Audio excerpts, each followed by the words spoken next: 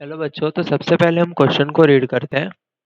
तो question says if A B and C are three consecutive terms of an AP, prove that k raised to a, k raised to b, k raised to c are three consecutive terms of a GP, assume k to be a zero। तो इसको हम एक दूसरे method से solve करने वाले हैं। इसमें हम एज्यूम कर लेंगे कि के ए, के बी और के सी ये तीनों जो है वो जीपी में है, और इसी एजम्पशन के साथ हम इसको आगे सॉल्व करेंगे तो हमें क्या मिलेगा कि ए, बी और सी ये तीनों भी कॉन्जिक्यूटिव टर्म्स जो है ये तीनों एपी में है। तो सबसे पहले यहाँ पे मैं की कॉन्सेप्ट आपको बता देता हूँ। तो यहाँ पे हम देख सकते हैं कि three consecutive term of an AP. तो if A B C are in AP, then we can write 2b is equals to a plus c। Okay, so we can write 2b is equals to a plus C. तो यहाँ पे हम contradiction method से solve करेंगे। मतलब यहाँ पे हमें जो दिया है, हमें जो प्रूव करना है उसी को हम एज्यूम कर लेंगे। तो let us assume k raise to a, k raise to b, k raise to c are in AP, sorry are in GP।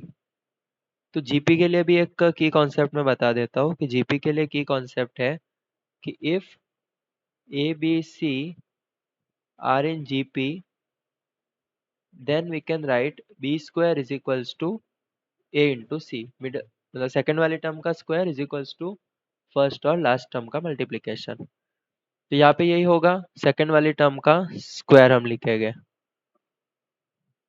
तो यहाँ पे सेकेंड टर्म है k रेज टू b, इसका स्क्वायर इक्वल होगा k raise to a into k raise to c। तो यहाँ पे हम लिख सकते हैं k रेज टू 2b, और यहाँ पे हम एक प्रॉपर्टी यूज करेंगे a raise to m into a raise to n is equals to a m plus n। जब बेस सेम हो और मल्टीप्लिकेशन में हो तो powers will be added up. तो ये हो जाएगा k raise to a plus C. और यहाँ पे हम देख सकते हैं कि exponents are bases are same, so exponent will be equal. अगर हमारे बेस सेम है तो दोनों के एक्सपोनेंट्स भी क्या होंगे, इक्वल होंगे। दोनों इक्वल टू के दूसरी तरफ है। तो हम क्या लिख सकते हैं कि इसका एक्सपोनेंट 2b और राइट हैंड साइड का एक्सपोनेंट a प्लस सी, ये दोनों इक्वल हो गए। तो यहाँ से हमें क्या कंडीशन मिल गई, ये कंडीशन मिल गई, ये कॉन्सेप्ट की कॉन्सेप्ट वाली 2b is equals to a plus C. तो अगर हमारे पास 2b is equals to a plus C है, then we can write a b c are in AP। तो हमें इनिशियल कंडीशन यही दी हुई थी कि ये थ्री टर्म्स AP में है, तो हमें बताना है कि ये थ्री टर्म्स GP हो गए। तो हमारा assumption is correct.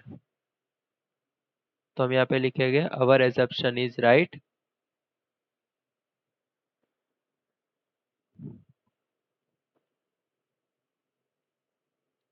Our assumption is correct, that is k raised to a, k raised to b and k raised to c are in GP। Okay, hope you guys understood it well. Thank you.